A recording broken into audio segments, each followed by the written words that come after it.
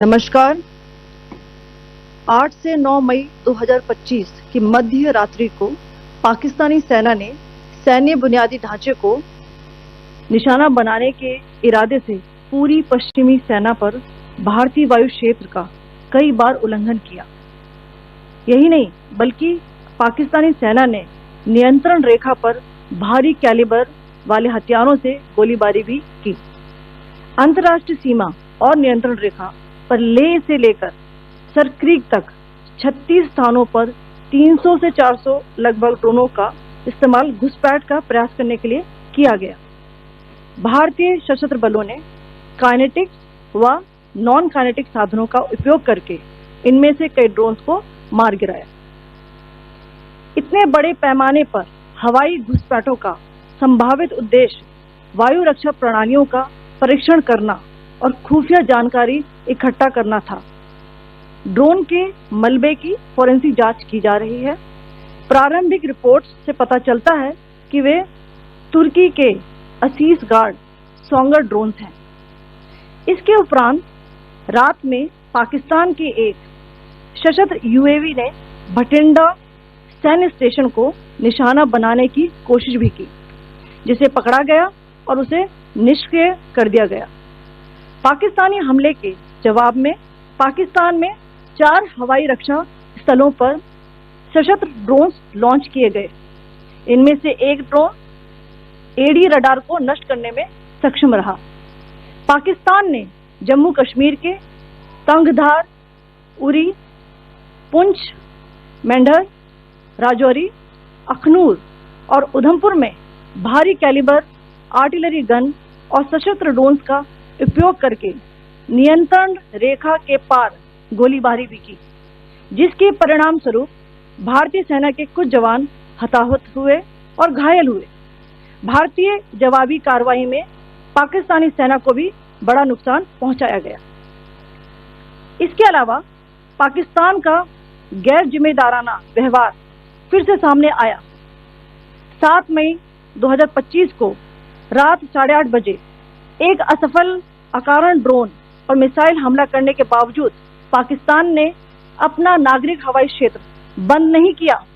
पाकिस्तान अपने नागरिक विमानों को ढाल के रूप में इस्तेमाल कर रहा है, जबकि उसे अच्छी तरह से पता है कि भारत पर उसके हमले से हवाई रक्षा की तीव्र प्रतिक्रिया होगी।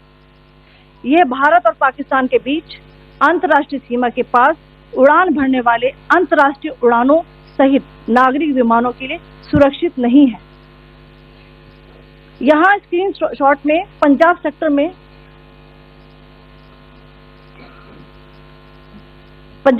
में हाई एयर डिफेंस अलर्ट स्थिति के दौरान एप्लीकेशन फ्लाइट रडार 24 का डेटा दिखाया गया है। जैसा कि आप देख रहे हैं यहाँ पर भारतीय पक्ष का हवाई क्षेत्र घोषित बंद के कारण नागरिक हवाई यातायात से पूरी तरह से रहित है। कराची और लाहौर के बीच के हवाई अड्डे मार्ग पर नागरिक एयरलाइंस उड़ान भर रही है। हाई अलर्ट किया गया है विमान फ्लाइनेस एविएशन का एयरबस 320, जैसा कि आप यहाँ देख रहे हैं, जो कि शाम को 5:50 बजे दमम से शुरू हुआ और रात को 9:10 बजे लाहौर में उतरा। ये सारा डिटेल्स आप यहाँ देख रहे हैं, ये डिटेल्स यहाँ लिखा हुआ है। Can you see this?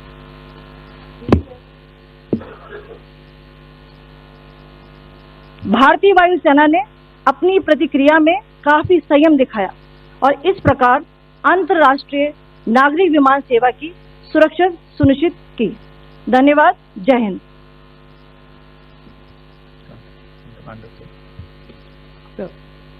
Good afternoon to you all.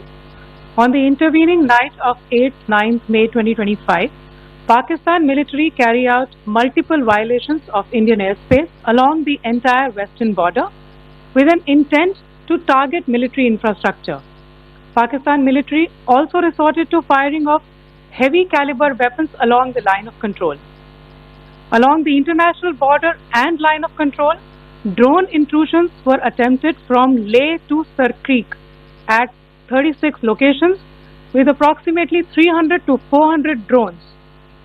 Indian Armed Forces brought down a number of these drones using kinetic and non-kinetic means. The possible purpose of these large-scale aerial intrusions were to test the AD systems and gather intelligence. Forensic examination of the drone debris is being undertaken.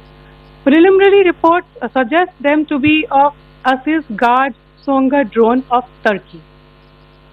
Later in the night, an armed UAV of Pakistan attempted to target Bhatinda military station, which was detected and neutralized.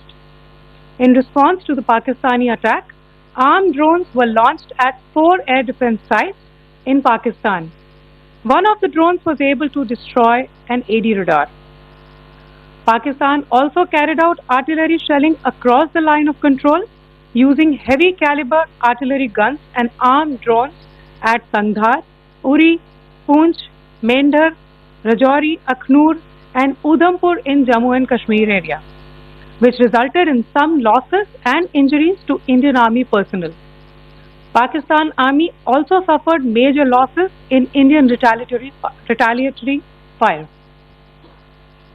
Additionally, Pakistan's irresponsible behavior again came to fore.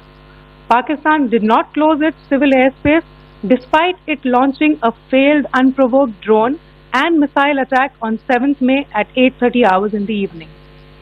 Pakistan is using civil airliners as a shield, knowing fully well that its attack on India would elicit a swift air defense response. This is not safe for the unsuspecting civil airliners, including the international flights which were flying near IB between India and Pakistan. The screenshot we just showed and we shall share with you, it shows the data of the application Flight Radar 24 during a high air defense alert situation in the Punjab sector. As you have seen, the airspace on the Indian side is absolutely devoid of civil air traffic due to our declared closure. However, there are civil airlines flying the air route between Karachi and Lahore.